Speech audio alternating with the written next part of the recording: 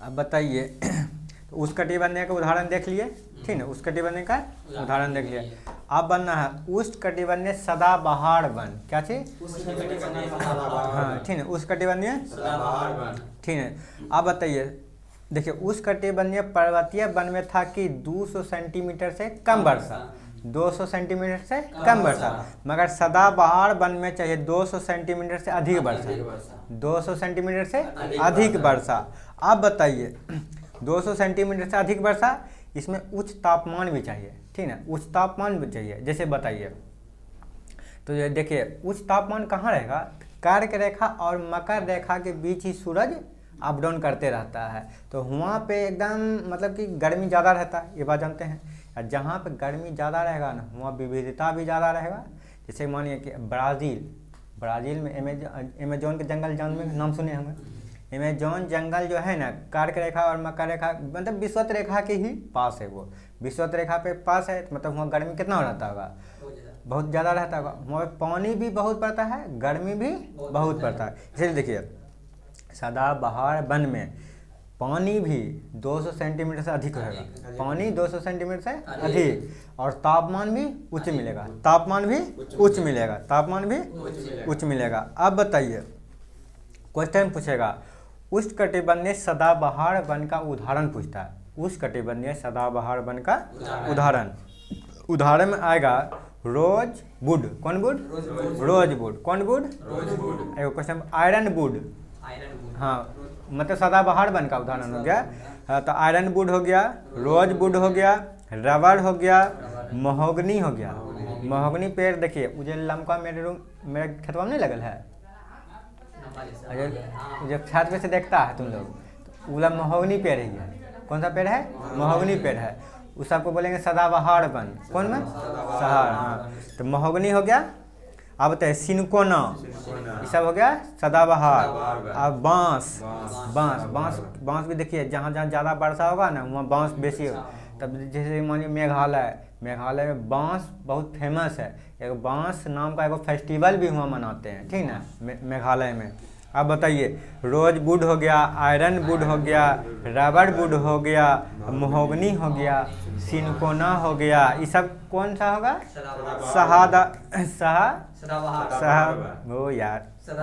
सदाबहार वन हो गया। कौन सा वन हो गया? सदाबहार वन हो जाएगा। ठीक, यहाँ तक कोई दिक्कत? अब बताइए मैंग्रोव वन सबसे अधिक कहाँ है? पश्चिम बंगाल। मैंग्रोव वन सबसे अधिक, मैंग्रोव वन सबसे अधिक। अब बताइए मैंग्रोव वन के लिए बताइए कैसा उसको जल चाहिए, मतलब कैसा, मतलब कि लवणीय जल चाहिए। कौन सी? लवणीय जल। कैसा जल चाहिए? लवणीय जल चाहिए। अब बताइए मैंग्रोव जो है क्या चीज़? मैंग्रोव वन हमको क्या चीज़ से बचाता है? चक्रवात से बचाता है। मैंग्रोव वन हमको क्या चीज़ से बचाता है? चक्रवात से। Mangrove one. अब बताइए सुंदरबन डेल्टा कहाँ है? हाँ, मैंग्रोव वन के पास ही, ठीक है। सुंदरबन डेल्टा पश्चिम बंगाल में है, मैंग्रोव वन डेल्टा के पास है, ठीक ना। अब बताइए क्वेश्चन पूछेगा हिमालय के पश्चिमी भाग, हिमालय का पश्चिमी भाग, दो तो कॉपी आता नहीं वो कलम है इसमें। जैसे मानिए किधर गई, ये हो गया भारत। क्या चीज? ये हो गया भारत, हो गया ना। तो ऐसे करके हिमालय है ना, ऐसे करके क्या है? हिमालय है। ये हो गया कौन सा है? पश्चिमी, या ये हो गया पूर्वी, ये हो गया पूर्वी साइड। देखिए क्वेश्चन पूछेगा हिमालय के पश्चिमी भाग की अपेक्षा पूर्वी भाग से अधिक विविधता होता है। हाँ, काहे कि देखो इधर पट्टी जो है पूर्वी साइड जो है, पूर्वी साइड देखिए क्या बोलते हैं पूर्वी साइड देखिए जंगल उंगल ज़्यादा रहता है, जंगल उंगल ज़्यादा रहता है। या इधर जंगल आपको नज़र आता है, जम्मू कश्मीर हो गया, लद्दाख में सब जंगल ज़्यादा नज़र नहीं आएगा। मगर इधर पूर्वी साइड जाइएगा ना तो जंगल ज़्यादा आएगा, जंगल ज़्यादा आएगा। पहाड़ भी मतलब कि इधर रंग बिरंगा पहाड़ मिलेगा, हिमालय का ही टोटल नहीं मिलेगा मगर मिलेगा। इधर विविधता अधिक पाया जाएगा। हाँ, तो क्वेश्चन पूछेगा हिमालय के किस साइड सबसे अधिक विविधता होता है? पूर्वी साइड। पश्चिमी की अपेक्षा पूर्वी में अधिक होता है, पश्चिमी के अपेक्षा पूर्वी में अधिक होता है। और क्वेश्चन ये भी पूछता है हिमालय का चौड़ाई पश्चिमी में अधिक है, पश्चिमी में अधिक है या पूर्वी में कम है। देखिए यहाँ तक, यहाँ ऐसे है, यहाँ जाके सुटक गया ना, यहाँ जाके सुटक गया, यहाँ के यहाँ फैला हुआ है, यहाँ छोटा गया। हाँ, तो इधर देखिए चौड़ाई इधर पूर्वी साइड कम है, पश्चिमी साइड ज़्यादा अधिक है। ये क्वेश्चन पूछा गया, इसीलिए ध्यान में देखना है। अब बताइए, क्वेश्चन पूछेगा हिमालय का पश्चिमी साइड की चौड़ाई अधिक है कि पूर्वी साइड के? पश्चिमी साइड के। अब बताइए विविधता पूरब में ज़्यादा मिलेगा पश्चिम में? पूरब में। विविधता पूरब के पश्चिम में? पूरब में। अब बताइए रोपनी फसल, कौन सा फसल? रोपनी फसल। आप बताइए पूछेगा गेहूँ और अथी चावल, ये सब रोपनी फसल है कि नहीं है? हैं? रोपनी फसल नहीं है वो, क्या चीज़? नहीं है। आप बताइए रोपनी फसल उसको कहते हैं जिसको हम एक बार रोप देंगे, फ़ायदा हमको बार बार मिलेगा, समझ गए ना? एक बार हम रोप देंगे, जैसे मानिए हम चावल को रोप दिए, हुआ एक बार, फिर उसको काट देंगे, फिर चावल हो जाएगा? नहीं ना होगा। गेहूँ को एक बार हो गया, उसको काट दिए, फिर गेहूँ हो जाएगा? नहीं ना होगा, वो रोपनी फसल नहीं होगा। मगर मानिए बैगन का गाछ देखे हैं ना, बैगन, एक बार बैगन लगा दीजिए, फरने लगा, फिर बैगन को काट दीजिए, फिर गाछ निकलेगा, फिर उसमें बैगन फरेगा, समझ गए ना? तो बैगन किसका उदाहरण हो गया? रोपनी। बैगन किसका उदाहरण हो गया? और जैसे मानिए चाय पत्ती भी रोपनी का उदाहरण है। चाय पत्ती हो गया, कॉफ़ी हो गया, गन्ना हो गया, बैगन हो गया, ठीक है, ये सब किसका उदाहरण हो गया? रोपनी का। चाय हो गया, चाय पत्ती हो गया, गन्ना हो गया, बैगन, ये सब, मगर चावल नहीं। अब बताइए चाय की खेती करने के लिए कैसा मिट्टी चाहिए? लवणीय मिट्टी चाहिए। चाय की खेती करने कैसा मिट्टी? लवणीय मिट्टी चाहिए। अब बताइए मानसून, क्या चीज? मानसून को देखना। अब बताइए मानसून शब्द कौन दिया था? हिप्पोलस, हिप्पोलस दीना, ठीक है, हिप्पोलस दीना ना, सॉरी हिप्पोलस ही दिया था। बताइए मानसून शब्द कौन दिया था? हिप्पोलस, ठीक है, मानसून शब्द। अब बताइए भारतीय मानसून की जानकारी कौन दिया था? अल मसूदी। भारतीय मानसून की जानकारी अल मसूदी के द्वारा दिया गया था। अब बताइए मानसून, ठीक है, मानसून के बारे में जानते हैं। जैसे मानिए ये हो गया पूरब, ये हो गया पश्चिम, ये हो गया उत्तर, ये हो गया दक्षिण, ठीक है। और भारत जो है ना ऐसे करके है, ऐसे करके है जी, ऐसे करके, और यहाँ पे ऐसे ऐसे भारत हो गया ये, और यहाँ पे केरल हो गया, है ना, यहाँ पे तमिलनाडु, यहाँ तो कोई दिक्कत। जब इधर हो गया अरब सागर, इधर हो गया बंगाल खाड़ी, यहाँ तक भी कोई दिक्कत है। जब भारत में मानसून प्रवेश करती है, ऐसे घुसती होगी, कैसे? ऐसे घुसती है ना, हाँ, तो कैसे घुसती है? देखिए जब घुसा तो इधर हो गया कौन सी? पश्चिम, इधर हो गया दक्षिण। तो क्वेश्चन पूछेगा भारत में जब मानसून प्रवेश करती है कैसे प्रवेश करेगी? दक्षिण और पश्चिम, ठीक ना, नहीं प्रवेश करेगी दक्षिण पश्चिम, इधर से नहीं जा रहा है, जिधर से जाएगा। जैसे मानो कि कोई आदमी आ रहा है, जैसे कि मान लो कि भागलपुर से ट्रेन आ रहा है, तो बोलता है भागलपुर वाली आ रही है, नहीं समझ गया। जैसे पटना से कोई ट्रेन आ रहा है, बोलता है पटना वाली आ रही है, समझ गया ना। हाँ, जहाँ से शुरू होता है ओकरे नाम लेता है, नहीं समझता है। कोई आदमी जैसे मुंगेर से चल गया कहीं, की बोलता है ये सब मुंगेरिया है, नहीं क्या? तो जहाँ से आया है ओकरे नाम नहीं लेता है। तो ये सब कहाँ से जा रहा है? हाँ, तो दक्षिण पश्चिम से। आप बताइए क्वेश्चन पूछेगा भारत में मानसून प्रवेश कैसे करती है? दक्षिण पश्चिम। भारत में मानसून, तो यहाँ से चल गया, ऐसे चल गया ना जी। हाँ, तो अब उधर से आएगा, उधर से जब आएगा तो क्या बोलेंगे हम? उत्तर पूर्व, नहीं समझ गया। आने करिया उत्तर पूर्व। जब क्वेश्चन पूछेगा जब लौटता हुआ मानसून किस दिशा से आता है? उत्तर पूर्व। जहाँ से चला ओकरे नाम लेंगे, जहाँ से चला ओकरे नाम। हाँ, तो लौटता हुआ मानसून उत्तर पूर्व, जाता हुआ मानसून दक्षिण पश्चिम, जाता हुआ मानसून, यहाँ तक कोई दिक्कत? अब बताइए तो चलिए यहाँ तक तो कोई दिक्कत नहीं। क्वेश्चन पूछेगा मानसून शब्द कौन दिया था? हिप्पोलस। मानसून शब्द हिप्पोलस। मानसून शब्द हिप्पोलस। बताइए भारतीय मानसून की जानकारी कौन दिया था? अल मसूदी। भारतीय मानसून की जानकारी अल मसूदी। चलिए आप तनिक चक्रवात के बारे में जानते हैं। क्या चीज? चक्रवात। चक्रवात। आप बताइए मतलब कि हर देश में चक्रवात का नाम अलग अलग से लिया जाता है। जैसे हम भारत का संसद को ही संसद ही बोलते हैं, भारत के संसद को संसद। फिर बहुत लोग पार्लियामेंट, ये सब कुछ कुछ जातीय संसद कुछ कुछ बोलते रहता है। कांग्रेस तो अमेरिका का संसद का नाम जैसे कांग्रेस हो गया, नहीं हो गया, ये सब बोलते रहता है। तो आप बताइए उसी तरीक़ा से भारत में जो चक्रवात आता है इनको क्या बोलते हैं? चक्रवात ही। भारत में चक्रवात आता तो चक्रवात। आप बताइए अमेरिका में जो चक्रवात है उसको क्या बोलते हैं? हाँ, टाइफून भी बोल सकते हैं, टॉर्नेडो। हाँ, टाइफून तो हो गया शायद फिलीपींस में आता है। हाँ, टाइफून। आप बताइए टॉर्नेडो अमेरिका, टॉर्नेडो और हरिकेन बोलेगा तो America, hurricane tornado America, tornado tornado America.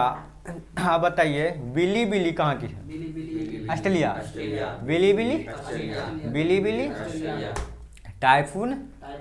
देखिए फिलीपींस जो हम देश हैं ना, फिलीपींस और चीन उसी का क्षेत्र में आता है, ठीक है, उसी का क्षेत्र में आता है। या तो फिलीपींस देगा तो भी मार सकते हैं, या चाइना देगा तो वो भी मार, मगर दोनों नहीं देगा। अब बताइए टाइफून कहाँ आता है?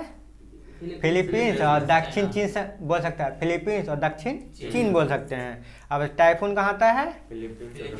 हाँ, फिलीपींस और दक्षिण चीन। आप बताइए नॉर्वेस्टर कहाँ आता है? न्यूजीलैंड। Nor'wester nor'wester. और फिर से बताइए चक्रवात कहाँ आता है? भारत में। चक्रवात भारत में। आप बताइए टोर्नेडो अमेरिका, टोर्नेडो। आप बताइए हरिकेन अमेरिका, हरिकेन बिली बिली ऑस्ट्रेलिया, बिली बिली। आप बताइए टाइफून फिलीपींस, टाइफून फिलीपींस दक्षिण चीन बोल सकते हैं। आप बताइए नॉर्वेस्टर न्यूजीलैंड, नॉर्वेस्टर नॉर्वेस्टर। आप बताइए जितना भी हम चक्रवात बताए थे सबसे खतरनाक चक्रवात कौन सा है? टॉर्नेडो। सबसे खतरनाक चक्रवात ये चक्रवात ऐसा चक्रवात है कि आएगा तो सबको घर में घुसा देगा। आएगा इतना खतरनाक है, सब अपना घर में घुस जाओ, मतलब घर तबास में चल जाओ, समझ गया ना। आप बताइए सबसे खतरनाक चक्रवात? टॉर्नेडो सबसे खतरनाक चक्रवात। अब बताइए एगो चक्रवात बताते हैं, एगो प्रति चक्रवात, ठीक है। एगो चक्रवात हो गया, एगो प्रति चक्रवात, ठीक। कोई दिक्कत? जैसे ये हो गया मान लिया केंद्र, ठीक है, कौन चीज? केंद्र। और ये सब आदमी है। जैसे मानिए हम यहाँ पे पूरा एकदम जैसे कि हीरो है, बीच में क्या है? बीच में हीरो हो गया।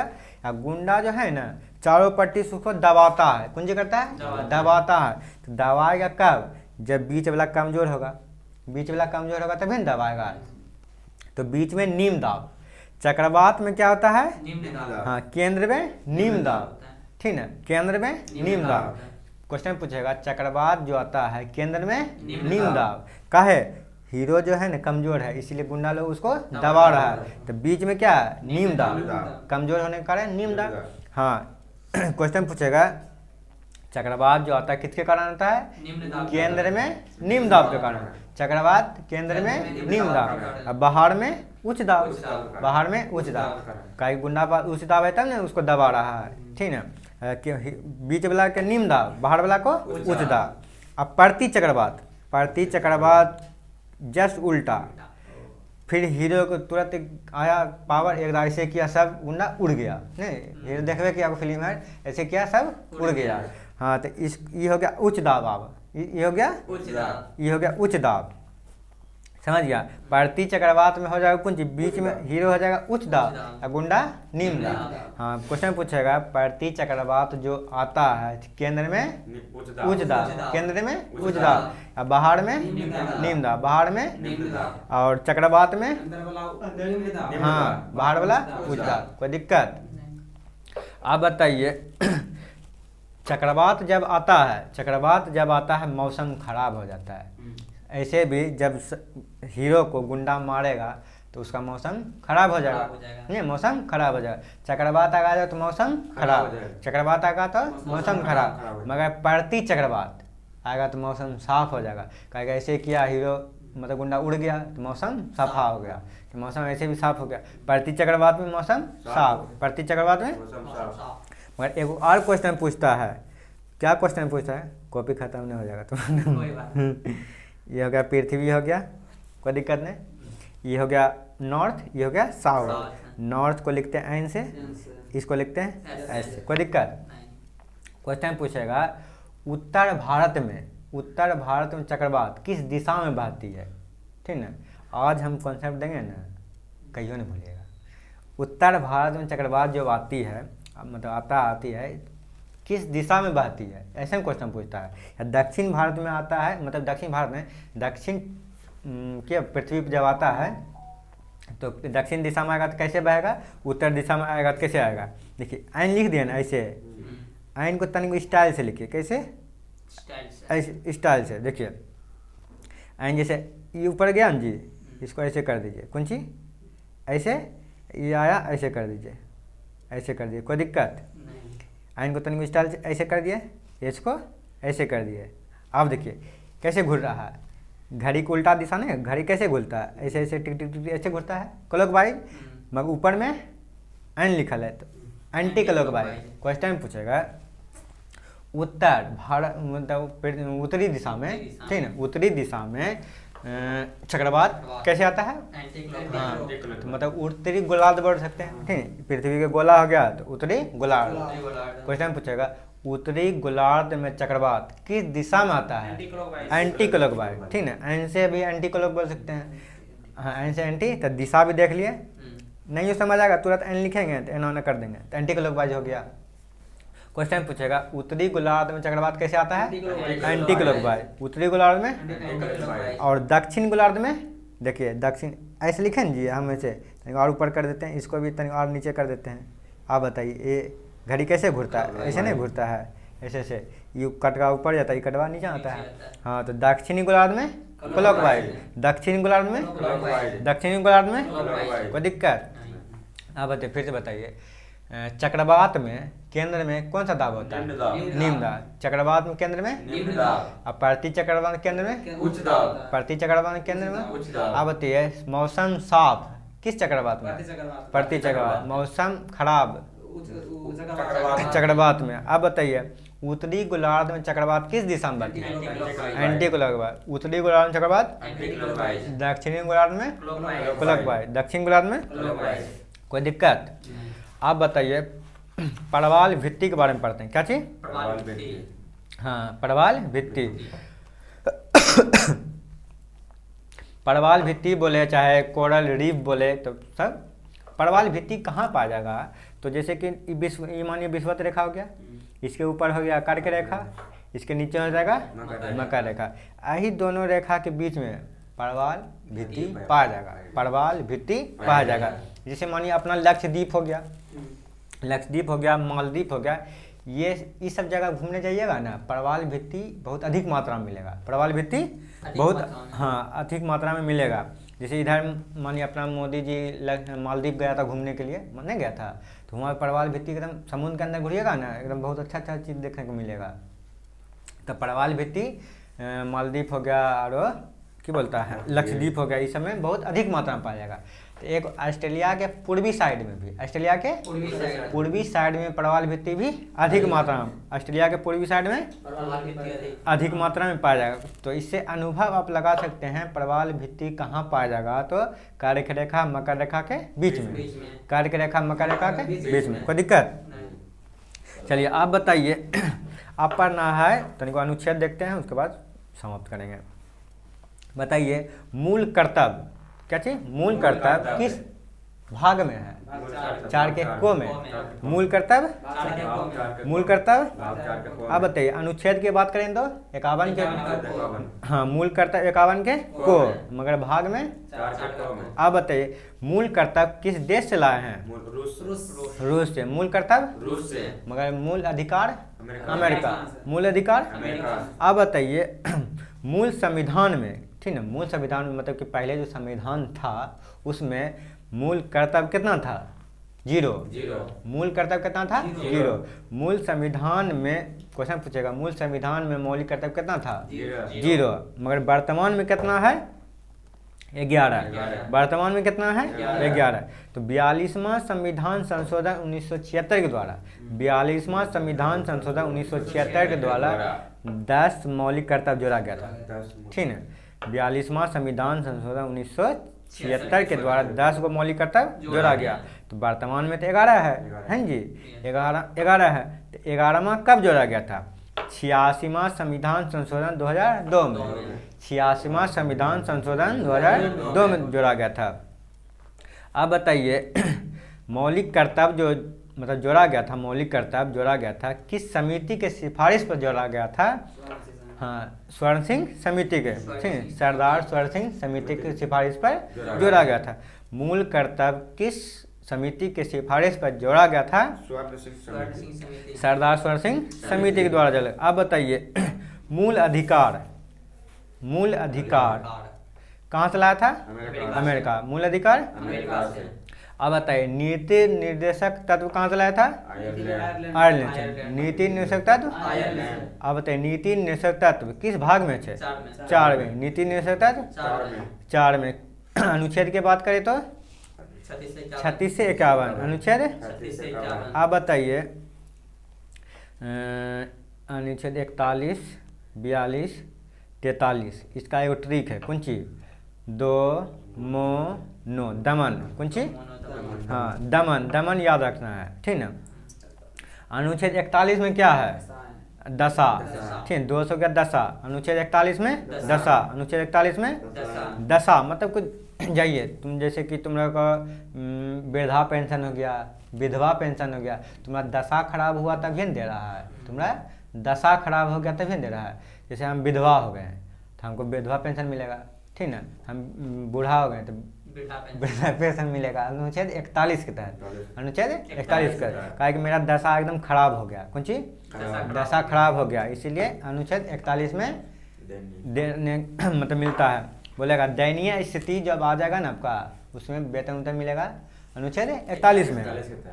तो 2 हो गया 41 में। और मोह से मनोचित दशा। कौन सी? मनोचित दशा। तो चाहे मातृ अवकाश, ठीक ना। मनोचित दशा मतलब कौन चीज? जैसे कि महिला, जितना भी महिला है उसको, जैसे कि बिहार पुलिस है अभी, कौन जी? बिहार पुलिस है या तो कोई भी सरकारी जॉब कर रही है वो, तो उसको ड्राइवरी जब होने का जब 6 महीना बचेगा उसको छुट्टी दिया जाएगा कि आप रेस्ट करिए, और ड्राइवरी के बाद भी आपको 6 महीना छुट्टी दिया जाएगा। ये कौन अनुच्छेद के तहत? 42 के तहत। काहे कि इसके मनोचित दशा की चर्चा है। तो 2 मो नो से मनोचित दशा, 42 में मनोचित दशा। क्वेश्चन पूछेगा अनुच्छेद 42 में क्या है? मनोचित दशा। अनुच्छेद 42 में आप बताइए 43 में क्या है? निर्वाह योग मजदूरी, ठीक है, निर्वाह योग मजदूरी। अनुच्छेद 43 में 2 मो नो से निर्वाह योग मजदूरी, नो से निर्वाह योग मजदूरी। उसे मुझे नरेगा मनरेगा का नाम सुने होंगे, नरेगा मनरेगा। अब बताइए, अच्छा बताइए नरेगा का स्थापना कब हुआ था? 2006 में। उसका मनरेगा नाम कब किया था? 9 में। मनरेगा नाम। क्वेश्चन पूछेगा निर्वाह योग मजदूरी किस अनुच्छेद के तहत? 43। अनुच्छेद 43। नहीं तो याद रखना ट्रिक, 2 मो नो, 2 से दशा, मो से मनोचित, नो से निर्वाह योग मजदूरी। अब बताइए 44 में क्या है? कोई बताइए। समान सिविल नहीं है अनुच्छेद 44 में? अनुच्छेद 44 में अच्छा 40 हम भूल गए। 40 में क्या है? पंचायती राज व्यवस्था। अनुच्छेद 40 में आप बताइए समान काम के लिए समान वेतन किस अनुच्छेद में है? 39 का डी, ठीक है। समान काम के लिए समान वेतन 39 का डी, समान काम के लिए समान वेतन। अब बताइए निःशुल्क विधि सहायता 39 के ए, निःशुल्क विधि सहायता, निःशुल्क विधि सहायता। अब बताइए पंचायती राज व्यवस्था 40, पंचायती राज व्यवस्था। अब बताइए समान सिविल संहिता 44, समान सिविल संहिता बोले समान सिविल नागरिकता कुछ भी बोले, अनुच्छेद 44 में। आप बताइए समान सिविल संहिता सबसे पहले किस राज्य में लागू हुआ था? राजस्थान। गोवा में। गोवा। समान सिविलता कहाँ लागू हुआ था? गोवा में। आप बताइए बिहार में जो शराब बंद है किस अनुच्छेद के तहत? 47। ठीक है, आपका पोषण आहार में सुधार करेगा अनुच्छेद 47 के तहत। आपका पोषण स्तर में सुधार करेगा अनुच्छेद 47 के तहत। आप बताइए कृषि और पशुपालन किस अनुच्छेद में? 48 में। कृषि पशुपालन, ठीक ना, दुधारू पशु को मतलब हत्या से बचाएगा, दुधारू पशु को हत्या से बचाएगा किस अनुच्छेद? 48 में। दुधारू पशु को हत्या से बचाएगा। आप बताइए पर्यावरण या वन्य जीव, कैसे? पर्यावरण और वन्य जीव का संरक्षण करेगा किस अनुच्छेद? ए। 48 का ए। पर्यावरण और वन्य जीव का 48 का ए में। अब बोलेगा कृषि पशुपालन हो गया 48 में। कृषि पशुपालन 48 में, मगर पर्यावरण वन्य जीव 48 के ए में। अब बताइए 49 में क्या है? हाँ, स्मारक का संरक्षण करेगा। कोई भी अच्छा चीज बना हुआ है, स्मारक बना है, उसको तोड़ना फोड़ना नहीं है। 39 किस में? 49 में है। अब बताइए 50 में क्या है? कार्यपालिका और न्यायपालिका। क्या चीज 50 में? कार्यपालिका और न्यायपालिका। अब बताइए 51 में क्या है? अंतर्राष्ट्रीय शांति। 51 में अंतर्राष्ट्रीय शांति। ठीक है, अब बंद करते हैं। चलिए बंद कर दो। चलिए भैया, जितना भी देखते हैं कृपया शेयर कर दें और लाइक चैनल को सब्सक्राइब।